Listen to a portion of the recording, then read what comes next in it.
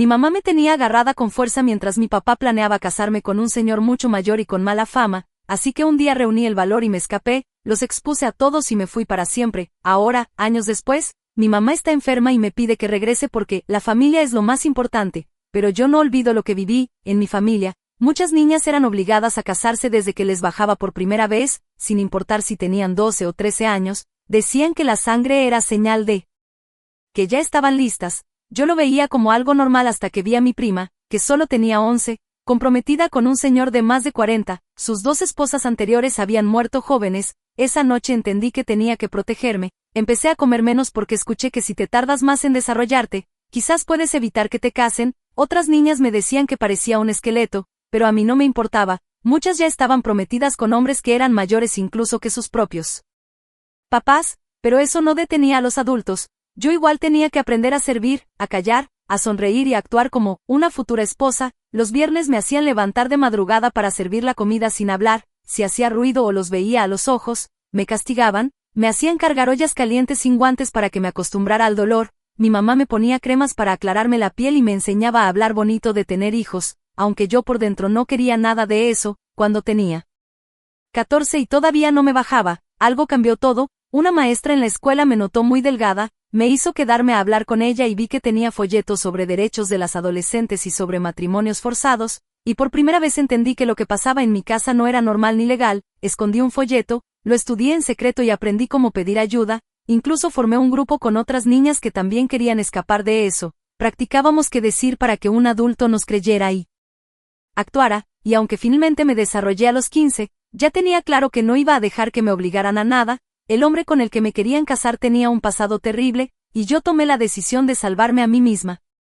2 días después, a mi prima Ana, una de las niñas del cobertizo, también le bajó, y en cuestión de horas ya la habían prometido con un señor de 51 años que trataba a sus esposas como trofeos y que tenía 8 hijos más grandes que ella. Yo vi cómo se le apagaban los ojos mientras los adultos discutían el precio como si fuera ganado. Esa noche le di mi cuaderno, ahí tenía anotado todo lo que había memorizado, teléfonos de refugios, datos legales, rutas para escapar. Mañana, le susurré, dile al profe de ciencias, usa las mismas palabras que te enseñé. Sus manos temblaban cuando lo agarró. ¿Y tú?, me preguntó. Mi boda es en 2 semanas, le dije con voz temblorosa. Ya pensaré en algo, pero me equivoqué, porque esa misma noche alguien tocó la puerta. Era el DIF. La cara de mi papá cambió de confundido a furioso cuando preguntaron por mi prima, por las novias menores de edad, por los matrimonios forzados. Dijeron que necesitaban hablar con todas las niñas de la familia que fueran menores de 18, en cuanto se fueron, la familia se volvió loca, como manada de lobos. Para ellos alguien estaba metiendo ideas raras a las niñas, según ellos alguien nos estaba contaminando con cosas del mundo moderno. Empezaron a revisar todo buscando a la culpable, y claro, encontraron mi diario escondido en el cobertizo de herramientas, lleno de teléfonos, leyes y datos que había anotado. Mi papá lo quemó frente a todos mientras me gritaba enferma, contaminada, y, mi favorito, un cáncer que había que cortar. Luego anunció, la boda es mañana, antes de que destruya a otra. Esa noche no pude dormir. Al amanecer llegarían para vestirme de rojo y dorado y entregarme a un hombre que ya había hecho daño a otras niñas antes. Me daban náuseas de solo pensar en él. Escuché pasos acercándose a mi puerta, agarré la bolsita de plástico que había escondido días antes, con lo más necesario, una muda de ropa, direcciones de refugios que había memorizado y copiado, y los $20 que junté robando $1 por vez del bolso de mi mamá. La manija de la puerta giró, me doblé del estómago y solté un gemido que no era del todo falso. Mi mamá entró ya bien arreglada para mi boda. Levántate, me dijo, el teólogo llega en media hora. Gemí más fuerte y apreté mi panza. Mamá, me siento mal, algo me duele. Se acercó con cuidado, porque en nuestra cultura una novia enferma era mala señal. ¿Qué comiste?, preguntó. Nada, jadeé, tropezando hacia la puerta. Necesito el baño ya. Me agarró el brazo. Pero fuiste hace 20 minutos, por favor, le supliqué con lágrimas saliéndome solitas por el miedo. Me duele mucho, me soltó con cara de asco. 5 minutos, dijo, las tías ya te esperan. Caminé tambaleándome por el pasillo, con la bolsita escondida debajo del camisón. Entré al baño y cerré con llave. Me subí al excusado y moví una plaquita del techo que había aflojado semanas antes. Escondí la bolsa ahí, luego hice ruido usando el baño para que pensaran que era verdad. Pasaron 3 minutos. Jalé la cadena, abrí la llave, y gemí otra vez. Mamá, no se me quita el dolor. Ella golpeó la puerta. Abre ya, no puedo, grité. Parada otra vez en el excusado, miré la ventanita arriba. Estaba pintada y sellada desde hace años, pero yo ya la había estado aflojando con un cuchillo de mantequilla robado de la cocina. Por favor, un minuto más, más golpes, más voces. ¿Ahora también mis tías estaban ahí afuera? Empujé la ventana con todas mis fuerzas hasta que la pintura se rompió y por fin cedió. El aire fresco de la mañana entró de golpe. La ventanita era chiquita, solo era para que entrara aire, no para que alguien saliera, pero con tantos meses de no comer bien, ya estaba lo suficientemente delgada para caber. Ya tardó mucho. Escuché la voz de mi papá gritar del otro lado: ábranla. Tomé la bolsa que había escondido en el techo y la aventé primero por la ventana, luego me subí. Mis hombros rozaron el marco y en eso los golpes empezaron en la puerta. Mi cadera se atascó y me mordí la lengua para no gritar. Me giré como pude. Justo cuando mis piernas salieron, la cerradura tronó. Caí desde unos 2 metros al pasto mojado. Me torcí el tobillo pero no se rompió. Escuché gritos en el baño. Corrí descalza con el camisón volando al viento. Crucé el patio trasero y me metí al jardín de los vecinos. Los perros ladraban y las luces de movimiento se prendían. Seguí corriendo. Sabía que todos los vecinos eran familias de la misma comunidad. Cualquiera de ellos me regresaría sin pensarlo. Pasé por el patio de Hassan, por la alberca de Mahmoud y rodeé el cobertizo de sal. De pronto se escuchó un coche encenderse y luego otro. Ya me andaban buscando. Me escondí detrás de los botes de basura de Abdullah justo cuando los faros de un coche pasaron. Escuché la voz de mi primo Omar gritar: revisen cada calle. No puede haber ido muy lejos. La carretera principal estaba a 3 cuadras. Y la parada del camión a 4. Ya había planeado esa ruta 1000 veces en mi cabeza, pero nunca descalza y con el corazón latiendo como si se me fuera a salir. Corrí entre las casas usando los coches como escondite. Mis pies dejaban huellas de sangre en el cemento. Un vidrio se me enterró en el talón pero no podía detenerme. Escuché el grito de Kareem a mi izquierda y un coche giró la esquina con un chillido. Me tiré entre los rosales de la señora Chen. Las espinas me rasgaron el camisón y la piel. Ella no era de nuestra comunidad. Tal vez no me reconocería. Cojeé por su jardín hasta salir al callejón, y ahí estaba, la parada del camión justo cuando llegaba el de la mañana. Salí corriendo de entre los edificios agitando la mano con desesperación. La chofer, una señora negra ya grande, me vio los pies ensangrentados y el camisón roto y me abrió la puerta sin decir nada. Subí los escalones y me congelé. No traía dinero. En el pánico se me olvidaron los $20 en la bolsa. Por favor, susurré, solo necesito llegar al centro, te lo juro que te lo pago luego. Una señora mayor que estaba sentada adelante se levantó y metió las monedas por mí. Siéntate, niña, me dijo suavecito. No preguntó nada, solo se sentó a mi lado y me pasó unos pañuelos. El camión arrancó justo cuando el coche de Omar se metió al estacionamiento. Me agaché rápido, pero alcancé a ver su cara llena de rabia. La señora se movió tantito para taparme la vista y viajamos en silencio hasta el centro. Antes de bajarse me dejó $10 en la mano y susurró: de lo que estés huyendo, no regreses. El juzgado era un edificio enorme que solo había visto por la ventana del coche. Entré cojeando y pasé los detectores dejando huellas de sangre en el piso. Los guardias se miraron entre ellos pero no me pararon. La secretaria del juzgado familiar, una señora de mediana edad con ojos bien amables, me vio y salió de su escritorio. ¿Necesitas ayuda médica? ¿Quieres una orden de protección? Yo recité lo que me había aprendido. Tengo 15 años, me quieren casar hoy, por favor ayúdeme. Me llevó a una silla y trajo papeles. ¿Dónde te estás quedando? Necesitamos una dirección. Le dije de memoria la del refugio, rezando que tuvieran espacio. Mi teléfono empezó a sonar desde la bolsa olvidada. Mamá, luego papá, luego Omar, luego números que ni conocía. Se acumularon los mensajes de voz sin que los abriera. Ya sabía lo que dirían: vergüenza, deshonra, castigo, cáncer. La empleada me ayudó a llenar todo. Su cara se ponía más seria con cada cosa que le contaba. Esposas anteriores fallecidas a los 23,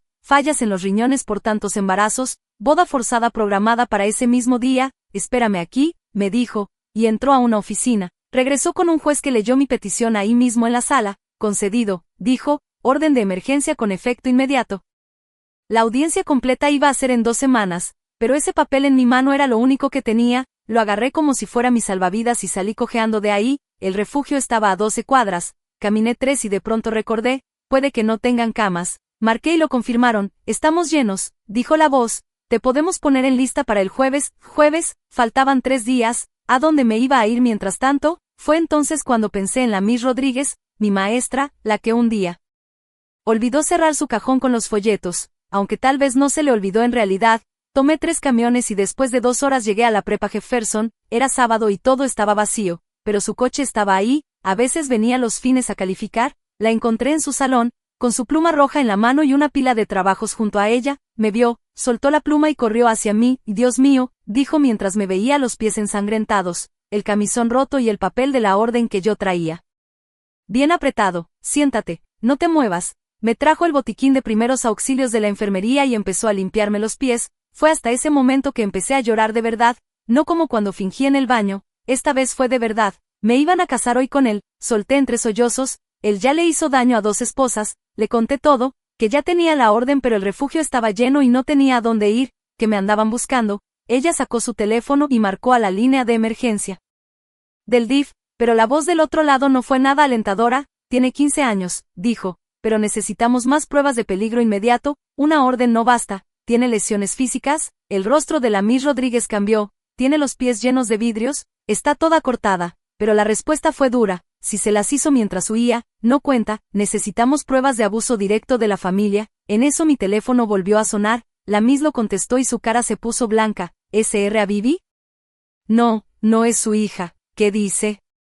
«No, ella sí está aquí», puso el altavoz. Era mi papá, usando esa voz calmada y de negocios que usaba cuando quería parecer buena persona. «Está enferma, tiene problemas mentales, necesita su medicina, estamos muy preocupados». La Miss colgó. «¿Cómo supo que estabas aquí?», preguntó. «Mi teléfono», le dije. «Claro, me estaban rastreando». «Borra todo», me ordenó. «Restablece el teléfono». Mientras lo hacía, ella empezó a llamar a más personas, trabajadores sociales, abogados, supervisores, pero todos decían lo mismo, sin más pruebas, no podían hacer nada. Fue entonces cuando escuchamos portazos en el estacionamiento. La Miss cerró con llave la puerta y bajó las persianas. Se hizo un silencio tenso. Escuchamos pasos en el pasillo, varias voces de hombres hablando primero en árabe, luego en inglés. «Sabemos que está aquí, su teléfono dice que está en este edificio, está enferma, necesita ayuda». Tocaron la puerta primero tranquilo, luego más fuerte.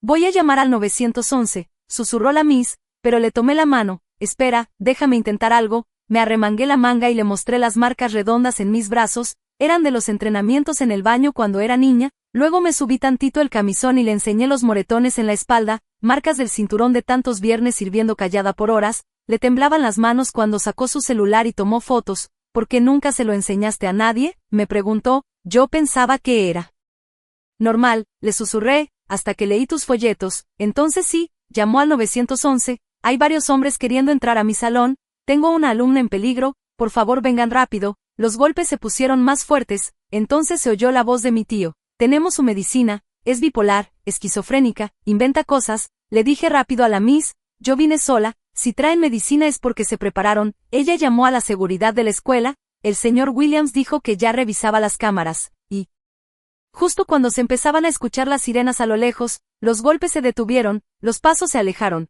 Cuando llegó la policía, mi papá ya no era el mismo de hace rato, ahora era un papá preocupado, con traje caro y frascos de medicina con mi nombre en la etiqueta. «Gracias a Dios que llegaron», les dijo. «Mi hija está muy enferma, dice cosas horribles de nuestra familia». Los policías nos separaron, una se quedó conmigo y con la Miss, mientras otros hablaron con mi papá y mis tíos allá afuera. «Ella nunca ha tomado medicina», dijo la Miss, «soy su maestra desde hace 2 años, miren estas heridas». Uno de los policías me vio los pies. «Estos cortes podrían ser autoinfligidos», dijo despacio, «si estaba teniendo un episodio mental. Revisen cuando surtieron esas recetas», les dije de golpe. «Si estoy tan enferma, ¿por qué no tengo historial? ¿Por qué no voy al doctor o al psicólogo?». La Miss sacó su laptop.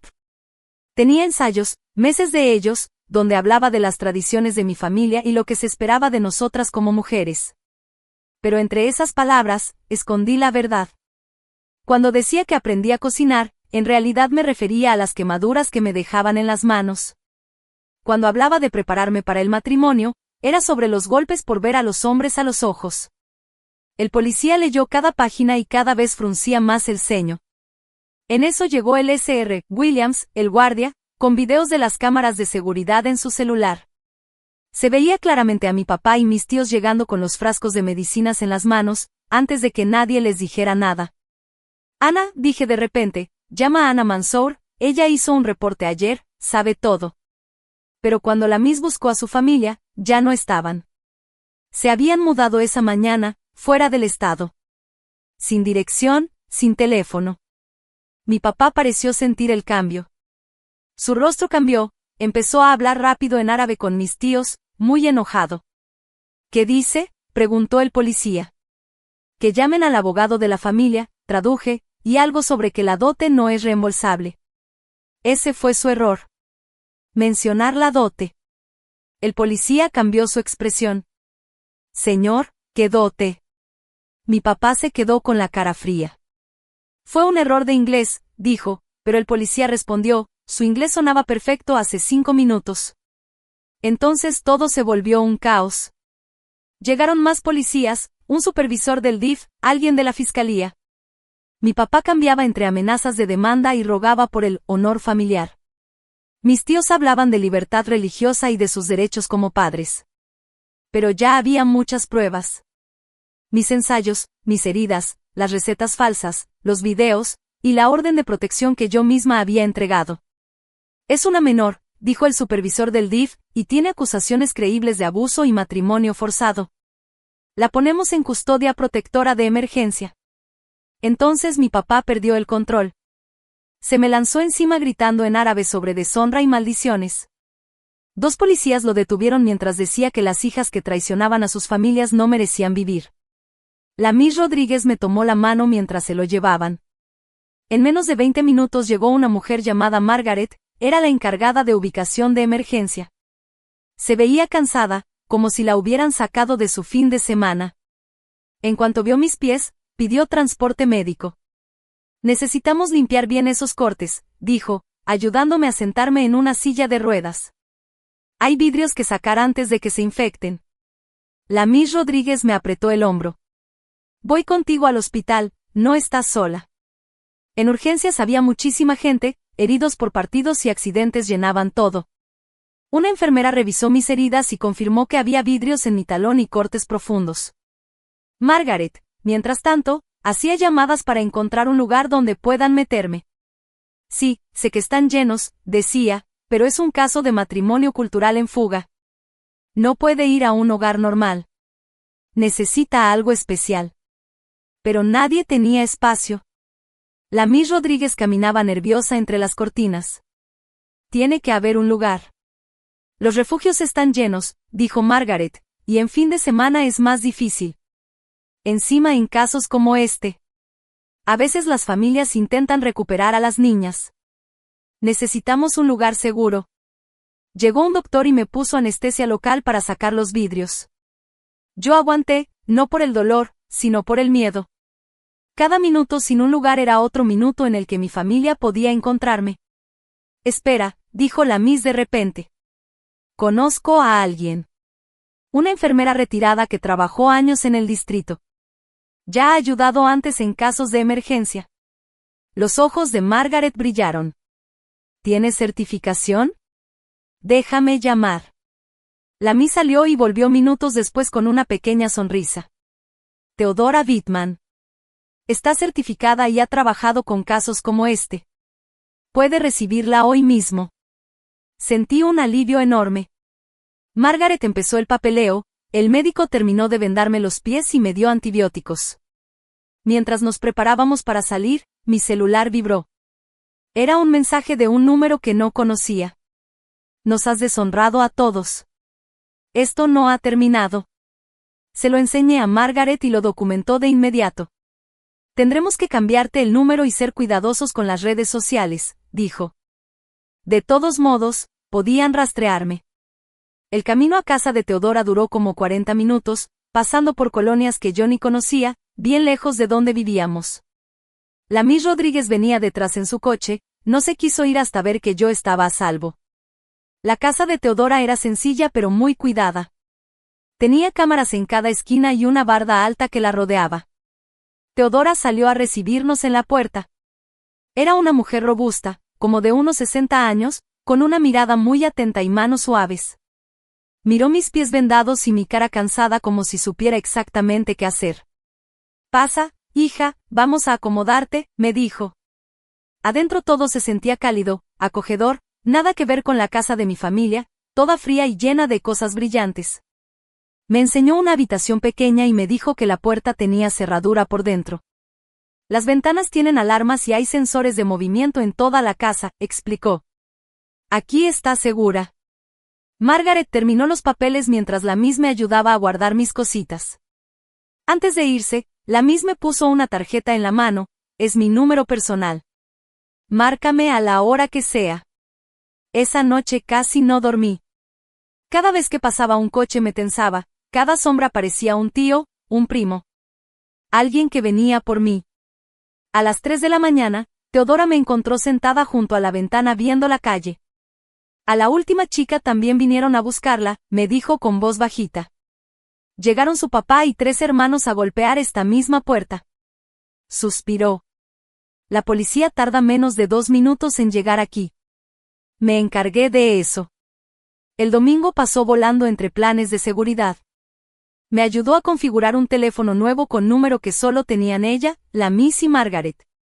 Practicamos qué hacer si alguien se me acercaba, cómo cambiar mi ruta y en qué vecinos podía confiar.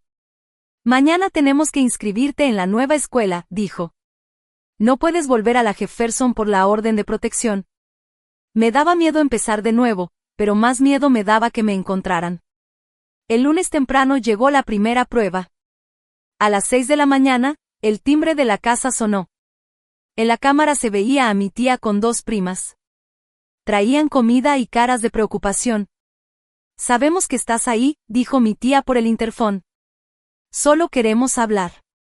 Tu abuela está muy angustiada. Teodora no respondió. Solo llamó a la policía. Sí, las personas de la orden de protección están en mi propiedad. Gracias.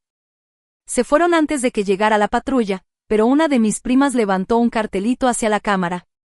Decía, te queremos. Vuelve a casa.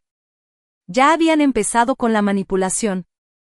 Esa tarde, Margaret me llamó con novedades. Tu papá ya tiene abogado. Están diciendo que te estamos alejando de la familia y que te llevemos de regreso. ¿Pueden hacerlo?, pregunté. Lo van a intentar, pero con la orden de protección y el caso en el DIF, es difícil que lo logren. Aún así, necesitas estar lista para pelear. El martes llegaron flores. Un ramo gigante con una tarjeta que decía, nos duele el corazón. Perdónanos. Con cariño, mamá. Teodora fotografió todo y luego las tiró. Documenta todo, me dijo. Cada llamada, cada mensaje. El miércoles empecé la nueva escuela. Me inscribieron bajo un programa especial para que mi expediente quedara sellado.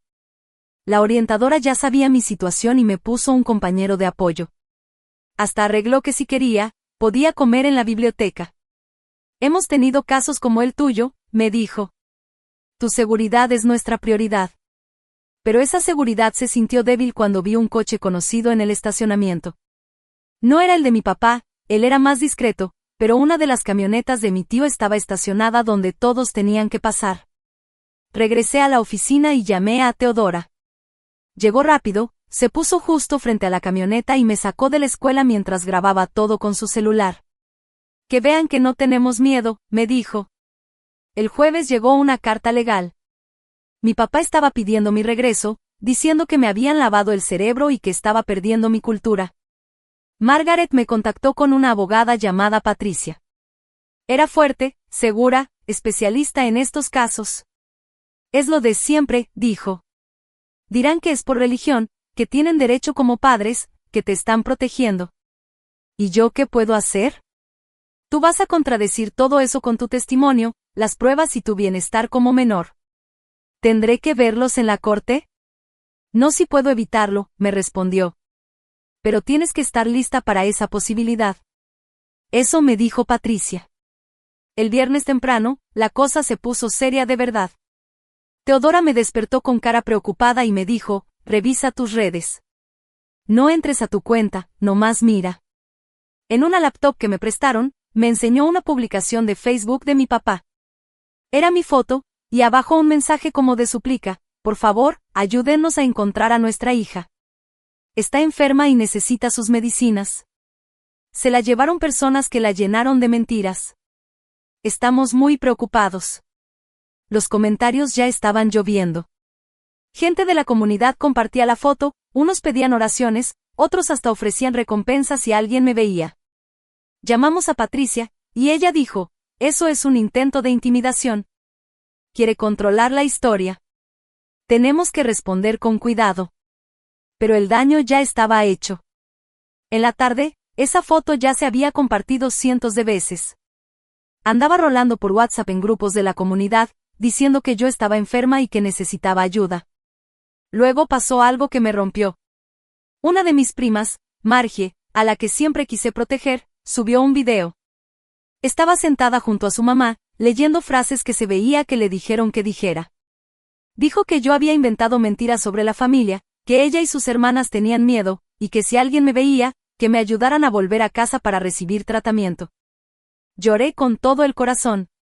Sabía la presión que ella había sentido para grabar eso. Teodora me abrazó, están usando todo lo que amas para lastimarte. Pero eso no hace que lo que hiciste esté mal. El sábado hubo una visita rara. En la cámara del timbre apareció una mujer joven con un sobre. Soy del despacho de abogados, dijo. Traigo documentos para la menor. Teodora se puso alerta y dijo, déjelos en el buzón. Pero cuando la chava se volteó, me quedé helada. Era mi prima Sara, con peluca y vestida como oficinista. No salgas, me dijo Teodora, pero yo ya estaba en la ventana. Sara levantó la vista y me vio. Por un momento, se le bajó la máscara y se le vieron los ojos llenos de lágrimas. Luego se recompuso, dejó el sobre y se fue. Dentro del sobre había fotos, mi abuelita viéndose débil, mi hermanita en su fiesta de cumpleaños, mi silla vacía, mi mamá llorando mientras hacía mi comida favorita. Y la última foto me hizo un nudo en la garganta, era Anna, la niña que se había escapado antes, de pie entre sus papás, con un anillo de compromiso y una mirada perdida. Atrás de la foto, alguien había escrito, regresó a casa. Ahora es feliz. Tú también podrías serlo. La obligaron a volver, susurré. De todas formas la van a casar. Llamamos a Patricia y ella dijo que eso complicaba todo. Si ella se desdice, no lo hará, le dije. Mira sus ojos. Está aterrada. Pero si no lo dice ella, el miedo no cuenta. El domingo fue peor. Un vecino de Teodora llamó a decir que había hombres tomando fotos de la casa desde enfrente. Para cuando llegó la policía, ya no estaban. Pero el mensaje era claro, sabemos dónde estás. Margaret sugirió cambiarme de lugar, pero Teodora dijo que no. Huir les hace sentir que ganan. Nos quedamos. Documentamos. Peleamos. El lunes en la mañana fue la audiencia para la orden de protección permanente. Patricia me preparó lo mejor que pudo, pero nadie me pudo preparar para lo que viví en esa sala. Todo el lado derecho estaba lleno de mi familia, tías, tíos, primos, líderes de la comunidad. Todos vestidos bien bonito, todos mirándome como si yo fuera un problema. Mis papás estaban en la primera fila, y mi mamá lloraba con un pañuelo. Me senté junto a Patricia, haciendo todo lo posible para no temblar. El abogado de mi papá fue el primero en hablar. Pintó un cuento todo bonito de una familia amorosa que fue destruida por la influencia occidental. Presentaron varios testigos para defender a mi papá. Estaba el imán de nuestra mezquita, familiares, amigos, hasta mi antiguo pediatra, que dijo que nunca había visto señales de abuso. Pero claro, nunca me dejaban sola con él. Le susurré a Patricia, mi mamá siempre contestaba todo por mí. Cuando tocó nuestro turno, Patricia presentó las pruebas paso a paso. Las fotos de mis heridas, los ensayos donde contaba entre líneas todo lo que pasaba, y los videos de mi papá llegando con recetas falsas. Luego llamó a mi maestra, la señorita Rodríguez. Ella habló con calma, pero le temblaban las manos. Contó cómo me había visto leyendo sus folletos, cómo había notado mi pérdida de peso con el tiempo, cómo los ensayos que yo escribía la tenían preocupada. El abogado de mi papá la atacó en el interrogatorio, ¿usted reportó estas sospechas? Ella dijo, primero intenté ganarme su confianza. Creí que si ella se sentía segura, tal vez podría hablar. ¿Entonces usted no denunció como se supone? Insistió. Lo hice cuando tuve pruebas claras, respondió ella. Después de supuestamente llenarla de propaganda contra su cultura, intervino el abogado. Patricia protestó, pero el daño ya estaba hecho. Empezaron a pintar a mi maestra como la culpable de haberme lavado el cerebro. Cuando yo subí al estrado, Patricia me dijo que me enfocara en los hechos. Hablé de mis cicatrices por quemaduras, de las golpizas, de los primos a los que habían prometido con las esposas muertas de Amuda Bibi. Son acusaciones graves, dijo el juez. ¿Tienes pruebas de esas muertes? Los certificados de defunción son públicos, dijo Patricia. Las dos murieron de falla renal antes de los 23 años, y ambas tuvieron varios embarazos. El abogado de mi papá dijo que la falla renal podía ser algo médico, a menos que estuviéramos acusando a su cliente de asesinato. No estamos diciendo eso, dijo Patricia. Pero hay un patrón claro. Novias muy jóvenes, muchos embarazos, muertes tempranas. Y ahora quieren darle otra chica. El abogado se enojó y dijo que estábamos exagerando y sin pruebas. El juez pidió calma, pero yo vi en su cara que ya estaba dudando. Sin el testimonio de Ana, solo tenían mi palabra. Pero entonces pasó lo inesperado, las puertas de la sala se abrieron y entró una mujer acompañada por un trabajador del CPS. Era joven, tal vez de unos 25 años, con hijab y caminando despacito. Su señoría, dijo el del CPS, esta testigo tiene información importante. Mi papá se quedó rígido. Mi mamá se tapó la boca. La mujer subió al estrado y dijo, me llamo Fátima Bibi. Yo fui la primera esposa de Amuda Bibi. Toda la sala se volvió un caos. El abogado de mi papá empezó a gritar que no, que eso no era posible, y mi familia murmuraba entre ellos. Cuando todo se calmó, Fátima dijo, me casé con él a los 15 años. A los 20 ya tenía 4 hijos y mis riñones estaban fallando. Mi familia le dijo a todos que me había muerto, pero una enfermera me ayudó a escapar. He estado escondida por 5 años. Luego me miró, cuando vi las publicaciones sobre ti en Facebook, supe que tenía que hablar. No podía permitir que le hiciera a otra lo que me hizo a mí. Su testimonio fue fuertísimo. Contó sobre los embarazos muy seguidos, las golpizas cuando no podía embarazarse rápido, y cómo su familia prefirió decir que estaba muerta en vez de aceptar que había escapado. Eso es lo que le pasa a las chicas que intentan huir, o se mueren o desaparecen. El abogado trató de decir que era mentira, pero ella llevaba todo, expedientes médicos, fotos de sus heridas, pruebas del daño en sus riñones, y hasta una foto de su tumba falsa. Cuando el juez dio su veredicto final, dijo claro y fuerte que la orden de protección sería permanente, mis papás ya no podían tener contacto conmigo. Si lo hacían, podían terminar en la cárcel. Mientras nos alistábamos para salir de la corte, mi papá se puso de pie y dijo en árabe, ya no eres mi hija. Para nosotros estás muerta. Siéntese, señor, dijo el juez. Pero mi mamá también se levantó, se quitó el hijab y dijo con voz fuerte, no tenemos hija. Ella murió hoy. Salir de esa sala fue como caminar entre llamas. Mi familia me dio la espalda al pasar. Algunos escupieron al piso, otros murmuraron maldiciones. Pero Fátima me agarró el brazo suavecito y me dijo al oído, no estás sola. Somos más de los que se atreven a decirlo. Afuera, Teodora ya me esperaba en el coche. Mientras nos íbamos, vi a mi papá fuera del juzgado, hablando enojado por teléfono, rodeado de mi familia. Esto no se ha acabado, dijo Patricia. Van a intentar otras cosas. Tú solo mantente alerta. Y claro que tenía razón. A los pocos días, empezó una nueva forma de acoso. Como ya no podían buscarme directo, lo hicieron de otras maneras. Hackearon mis viejas cuentas de redes y las llenaron de cosas falsas. Publicaban que yo tenía problemas mentales, que necesitaba ayuda, y circulaban fotos editadas donde me veía mal. Comenzaron a compartir todo eso en grupos de WhatsApp de la comunidad. Luego empezaron a presionar a Teodora. En las tiendas donde ella compraba, ya no querían atenderla. No queremos problemas, le dijo un señor. Tu niña de acogida. Su familia es poderosa. Después, vinieron las demandas.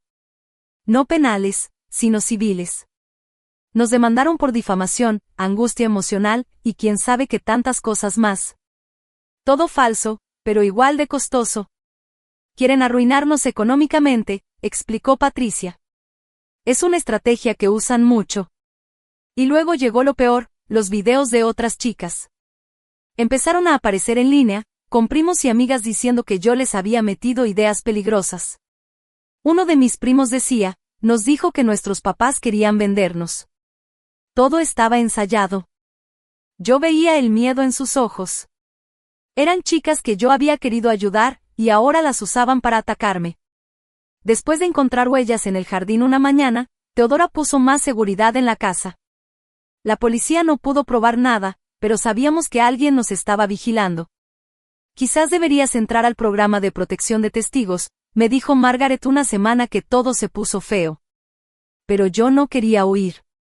Pensé en Fátima escondida 5 años, en las chicas que se habían quedado atrapadas. Si yo me escondía, ¿quién las iba a defender? No, dije firme. Yo me quedo. Yo peleo. Yo les enseño que sí se puede. Luego apareció una mujer en la puerta. Decía ser de un servicio de mediación cultural. Ayudamos a que las familias se reconcilien, dijo sonriente. Podríamos organizar una reunión supervisada. Teodora le cerró la puerta en la cara, pero dejó unos volantes sobre la tragedia de la desconexión familiar. Otros también lo intentaron. Una terapeuta de reintegración cultural, un líder religioso que quería mediar, hasta un pariente lejano que dijo que mi abuelita estaba muriendo y que solo quería verme una vez más. Todo lo documentamos, todo lo reportamos. Pero estábamos cansadas. Y justo cuando todo parecía peor, Patricia llamó con noticias que me helaron. Anna quiere verte. Me quedé en silencio. ¿Y si era una trampa? No sé, dijo Patricia. Nos contactó a través de su abogado. Dice que tiene algo que debes escuchar. La cita fue en la oficina de Patricia, con seguridad. Cuando Anna entró, casi no la reconocí. Estaba delgada, con los ojos vacíos y como si algo se le hubiera roto por dentro. Me obligaron a volver, susurró cuando estuvimos solas. Dijeron que si no lo hacía, lastimarían a mi hermanita. Anja. Lo siento tanto. Escucha, interrumpió. Tienes que saber esto. Están planeando algo. Escuché a mi papá hablar. Ya renunciaron a traerte de vuelta. Eso es bueno, dije. No, respondió con lágrimas en los ojos. Ahora quieren usarte de ejemplo. Quieren mostrarle a otras chicas lo que pasa cuando traicionas a la familia. ¿Qué quieres decir con eso? Le pregunté. No lo sé exactamente, pero los escuché mencionar tu nueva escuela. Algo sobre mandar un mensaje que todos entiendan. Sentí un escalofrío. ¿Cuándo? Pronto, tal vez esta semana. Lo siento, no sé más. Ahora ya no confían en mí. Me tomó las manos y me dijo, ten cuidado. Cambia todo. No hagas lo mismo de siempre. Te han estado vigilando, están aprendiendo tus rutinas. La escolta de seguridad se la llevó rápido, pero antes de irse, me dejó un papelito en la mano con una dirección. Otras chicas, murmuró. Ayúdalas. Esa noche, Teodora y yo hicimos un plan. Me tomaría unos días libres de la escuela, cambiaría mis horarios, nunca estaría sola. Pero subestimamos lo lejos que estaban dispuestos a llegar. El miércoles en la mañana, yo estaba en la cocina cuando sonó una alarma. No es la perimetral, dijo Teodora. Es la ventana de mi cuarto. Enciérrate en el baño, me ordenó, mientras llamaba al 911. Corrí. Escuché vidrios rompiéndose y voces de hombres gritando en árabe. Mi papá y mis tíos no fueron. Fueron más listos que eso. Eran hombres pagados, tal vez parientes lejanos o gente de la comunidad que aceptó hacerles el trabajo sucio. La puerta del baño era fuerte, pero no aguantaría mucho. Escuchaba cómo me buscaban, cómo gritaban mi nombre, diciendo que solo querían hablar. La policía llega en 3 minutos, gritó Teodora desde afuera. Aguanta. El pomo empezó a moverse, luego fueron golpes más fuertes. Ya me habían encontrado. Sal, niña, dijo una voz. No lo hagas más difícil. Tu familia te extraña. Me pegué a la pared, buscando algo para defenderme. Encontré un aerosol y unas tijeras, pero no era mucho contra varios hombres. La puerta ya se estaba astillando. Un golpe más y entraban. Y entonces. Las sirenas. Benditas sirenas, gritando calle abajo. Los golpes pararon. Escuché pasos corriendo, puertazos. Cuando llegó la policía, los hombres ya se habían ido. Solo quedaron vidrios rotos y huellas de lodo. Tenemos que moverte hoy mismo, dijo Margaret, que llegó en menos de una hora. Este lugar ya no es seguro. Mientras empacaba mis cosas, no podía dejar de pensar en la advertencia de Anna, en la dirección que me dio, en todas las chicas que seguían atrapadas. Pero antes de irnos, le dije a Teodora, necesito hacer una llamada. Marqué a la señorita Rodríguez. ¿Recuerda los panfletos? Creo que es momento de hacer más. Muchos más. Porque aunque me trasladaran, me amenazaran o me casaran, no podían callar todo lo que ya había compartido. Cada chica que sabía sus derechos era una victoria. La guerra por mi libertad no había terminado, pero al irnos de la casa de Teodora, yo llevaba algo más fuerte que el miedo, la seguridad de que ya había ganado la batalla más importante. Había demostrado que sí se puede decir que no, que hay otra vida, que aun cuando te rechazan, puedes empezar de nuevo. Y ese mensaje, esa esperanza, llegaría a otras chicas, les gustara o no a mi familia. El nuevo refugio estaba a 64 kilómetros. Era un departamentito encima del garaje de un policía retirado. Margaret dijo que él ya había ayudado a otras chicas como yo. La seguridad era más estricta que en casa de Teodora, sensores de movimiento, cámaras, botones de pánico en cada cuarto. Esa noche, me quedé viendo la dirección que me había dado Anna. Era una casa en una colonia donde vivía otra parte de nuestra comunidad. Sabía que ahí había más chicas que necesitaban saber que tenían opciones. Al día siguiente, la señorita Rodríguez llegó con cajas de material. Decidimos crear paquetes de información. No solo folletos, sino guías escondidas en cuadernos escolares, números telefónicos escritos como problemas de matemáticas, información legal disfrazada de tarea de historia. Los distribuiremos por medio de las enfermeras escolares, explicó. Ellas son denunciantes obligatorias y saben detectar a las chicas en riesgo. Mientras trabajábamos, Patricia llamó. Traía noticias. Los hombres que entraron a casa de Teodora habían sido identificados por sus huellas. Eran primos lejanos de mi papá. Ya había órdenes de arresto, pero habían huido del estado. Dijeron que sus familias, me explicó Patricia. También metieron una apelación contra la orden de protección. Están diciendo que todo es por discriminación religiosa. Tardamos 3 días en preparar los paquetes. Cada uno tenía un compartimento escondido con números de emergencia, información legal sobre nuestros derechos y pasos para escapar si era necesario. Hicimos 50, aunque sabíamos que la mayoría iban a ser tirados a la basura por papás desconfiados. Pero si aunque fuera uno llegaba a una chica que lo necesitara, ya valía la pena. El jueves pasó algo fuerte. Una trabajadora social llegó con una chavita que se veía súper asustada. Era de otra familia de nuestra comunidad, pero su historia ya la conocíamos, la habían prometido con un señor de 47 años. Le acababa de bajar por primera vez la semana pasada. Encontré tu cuaderno, me susurró bajito. Lo tenía escondido en el cuarto de su primo, el que tenía problemas de matemáticas que en realidad eran números de teléfono. Sentí que el corazón me brincaba. La información ya estaba llegando a lugares donde yo ni podía imaginar. Margaret le encontró un lugar de emergencia donde quedarse mientras yo me sentaba con ella a explicarle qué iba a pasar después. El miedo en su cara poquito a poquito se fue cambiando por decisión, cuando se dio cuenta que sí tenía opciones. Esa misma noche sonó mi nuevo celular con un número que no conocía. Casi no contesté, pero algo me hizo hacerlo. No cuelgues, me dijo una voz joven, rápido. Estoy usando el teléfono de una amiga. Somos 6. Encontramos tu información. Necesitamos ayuda.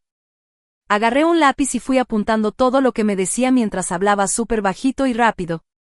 6 niñas, entre 12 y 16 años. 3 ya prometidas con señores grandes. Se conocieron a escondidas y compartieron las hojas del cuaderno que encontraron. ¿Pueden hablar con consejeras escolares?, le pregunté. Lo estamos intentando, pero desde que tú hiciste lo que hiciste, nuestros papás nos traen bien vigiladas. Le di frases específicas que podía usar, nombres de profesoras que sí le podían ayudar, le pedí que me repitiera los números de emergencia, y le expliqué todo, hasta cómo pedir ayuda en los juzgados. ¿Y si nos cachan?, me dijo con voz temblorosa. Entonces lo vuelves a intentar, le contesté. Y lo sigues intentando hasta que seas libre. El viernes en la mañana, Patricia me llamó con noticias urgentes. El abogado de tu papá presentó una moción de emergencia. Dicen que estás metiendo menores en situaciones peligrosas. Quieren que te acusen penalmente por enseñarles a las niñas sus derechos. Le están llamando corrupción de menores y meterse con la patria potestad. No va a proceder, pero quieren que te asustes. Quieren callarte. Pero ya estaba cansada de vivir con miedo y quedarme callada. Esa misma tarde me reuní con un periodista que conocía a la señora Rodríguez. Era alguien que escribía sobre derechos humanos y aceptó contar nuestra historia. Prometió proteger las identidades de todas las chicas. Nada de nombres, ni fotos. La gente tiene que saber que esto está pasando aquí mismo, en Estados Unidos. El artículo todavía no salía, pero con solo saber que ya existía, sentí que había ganado una pequeña batalla.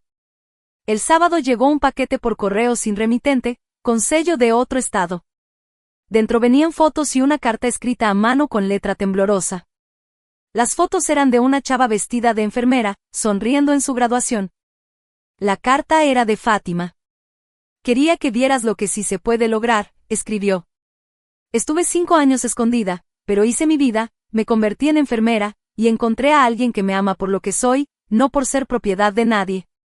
Sé fuerte. Lloré mientras veía las fotos, porque eran la prueba viva de que sobrevivir no solo es resistir, también se puede construir algo mejor. El domingo fue tranquilo hasta en la noche, cuando Margaret me llamó. Hoy llegaron 3 niñas más. De familias distintas. Todas con los paquetes en la mano. CPS ya está abriendo investigaciones. La respuesta fue rápida. El lunes en la mañana, el abogado de mi papá dio una rueda de prensa afuera del juzgado. Me pintó como una adolescente problemática que estaba destruyendo familias y metiéndole ideas malas a otras niñas con cosas del mundo occidental. Detrás de él había varios líderes comunitarios asintiendo con la cabeza. Ella se aprovecha de niñas vulnerables, dijo. Llena sus cabezas de mentiras sobre familias que solo quieren cuidar su cultura. Pero Patricia ya estaba preparada. Tenía cartas firmadas de maestros, trabajadoras sociales, y consejeras que llevaban años viendo esto, pero no sabían cómo ayudar. Hasta el policía retirado que me estaba dando casa habló en público, contando hasta dónde llegaban algunas familias para recuperar a sus hijas. Pero el verdadero golpe llegó el martes. Apareció otro video en redes. Margie otra vez, pero ahora con otras 4 chicas del grupo de habilidades de mi esposa. Todas decían que yo las quise poner en contra de sus familias. Ella nos dijo que nuestros papás eran malos. Una niña lo dijo muy segura. Dijo que nuestra cultura estaba mal, y nos hizo odiar lo que somos. Yo reconocí de inmediato el guión. Las palabras bien elegidas, el entrenamiento. Pero para los que veían el video desde afuera, eso parecía una condena. No veas más, me dijo el oficial retirado cerrando la laptop. Están intentando quebrarte, me dijo Patricia. El miércoles todo se empezó a mover muy rápido. Patricia me llamó temprano. El periodista que iba a sacar el artículo recibió amenazas legales. El abogado de mi papá lo estaba acusando de difamación y le advirtió que si lo publicaba, le iban a llover demandas. Y luego llegó Margaret con una noticia que me dejó helada. Una de las niñas que te llamó la semana pasada, su familia se enteró. La van a mandar fuera del estado mañana. ¿Cuál niña? Pregunté, aunque en el fondo ya sabía la respuesta. Tenía que ser la más grande, la más valiente, la que tenía más posibilidades de hablar, Samira. 16 años. Tenía cita con un consejero justo ese día. Pensé rápido. ¿El juzgado? ¿Si logra llegar ahí antes de que se la lleven? Margaret ya estaba marcando, avisando a las autoridades. Pero todas sabíamos la verdad, cuando sacaban a una niña fuera del estado, casi nunca la volvían a encontrar. Esa tarde tomé una decisión. Aunque todos me dijeron que no, insistí en ir al juzgado. No a entrar, eso sería muy arriesgado. Solo cerca. Lo suficiente para que Samira me pudiera ver si escapaba. El oficial retirado manejó hasta estacionarse donde pudiéramos ver bien el edificio. Esperamos 2 horas. Nada. Y de pronto apareció una camioneta. La vi. Samira, caminando apretada entre 2 de sus tías. No era para protección, era para llevarla a sacar pasaporte. Se la iban a llevar del país. Me vio desde la ventana. Nuestros ojos se encontraron un segundo. Apreté mi mano contra el cristal y le dije con la boca, «Corre». No corrió. No podía. Sus tías la traían agarrada bien fuerte. Pero al pasar seguridad, hizo algo más valiente, se tiró al suelo, gritando de dolor como si tuviera un cólico fuerte. Era uno de los trucos que yo misma había enseñado. La seguridad pidió ayuda médica. Y en medio del caos, Samira logró tomarle el brazo a un oficial. No supe qué le dijo, pero vi que el oficial cambió la cara, habló por radio y llegaron más policías. Sus tías intentaban levantarla, diciendo que estaba bien, pero ella seguía gritando y aferrada al brazo del oficial. Minutos después llegaron trabajadores de CPS. «Tenemos que irnos», dijo el oficial, encendiendo el coche. Mientras nos alejábamos, vi a uno de mis tíos saliendo de la camioneta, gritando por teléfono como loco. Habían perdido a otra. El jueves fue una locura de juntas legales.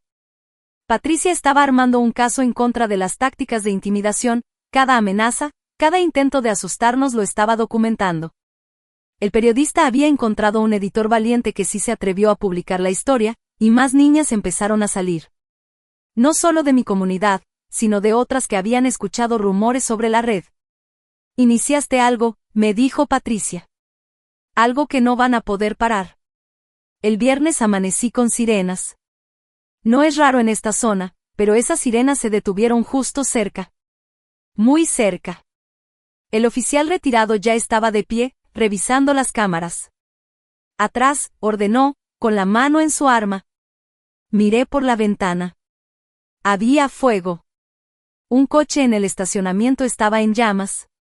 No era el de él, era otro, uno que no había estado ahí la noche anterior. Cuando llegaron los bomberos, la policía revisó el maletero del coche. Encontraron muñecas vestidas de novia, quemadas, irreconocibles. El mensaje era claro. «Nos vamos esta misma noche», dijo Margaret apenas llegó. Pero yo ya estaba harta de estar huyendo. No. Eso es lo que quieren. Que viva con miedo, escondida. Ya no les voy a dar ese gusto. Discutimos por horas. Al final, llegamos a un acuerdo. Me quedaría, pero con más seguridad. Agentes fuera de servicio harían guardias rotativas, los botones de emergencia estarían conectados directo al 911, y yo cambiaría de cuarto cada noche. Nunca dormiría en el mismo lugar 2 veces seguidas. El sábado trajo algo que no esperaba, esperanza. El artículo se publicó antes de lo planeado, y se volvió viral en solo unas horas. Llegaron cientos de mensajes de mujeres que también habían escapado, ofreciéndome apoyo, contactos, recursos. Organizaciones que ni conocía me mandaron correos para ayudar a expandir la red. Pero el mejor mensaje fue de Ana.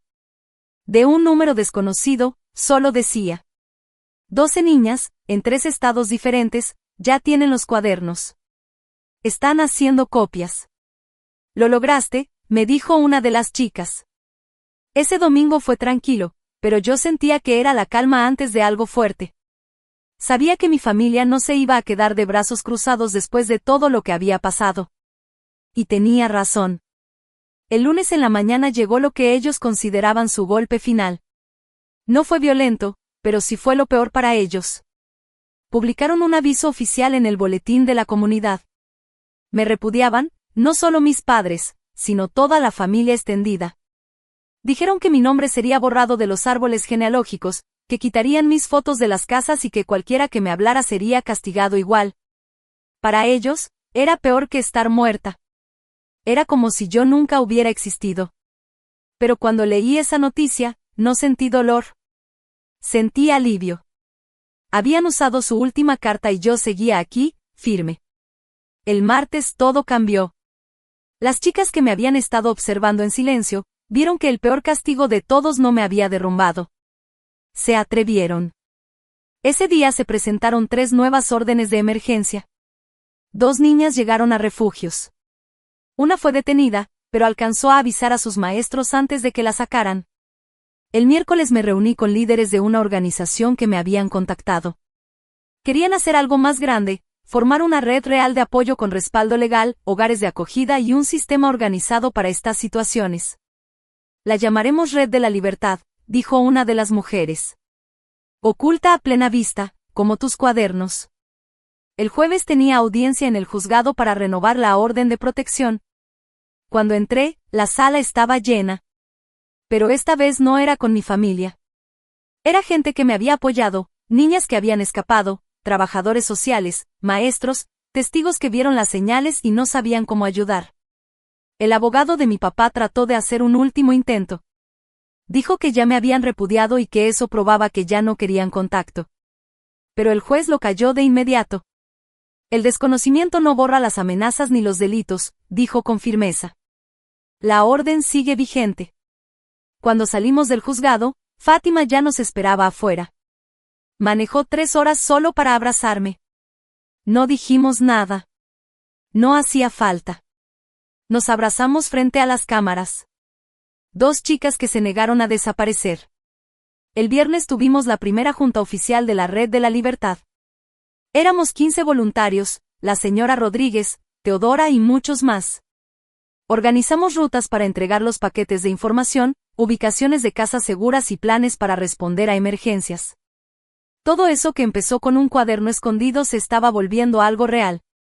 Esa noche, mi teléfono sonó. Otro número desconocido.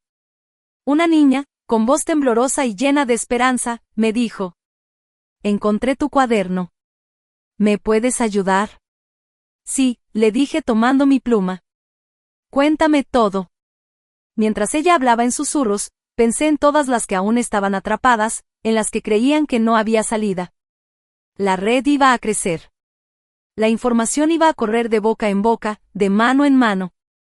Algunas escaparían, otras no. Pero cada chica que conociera sus derechos ya era una victoria. Mi familia me había borrado.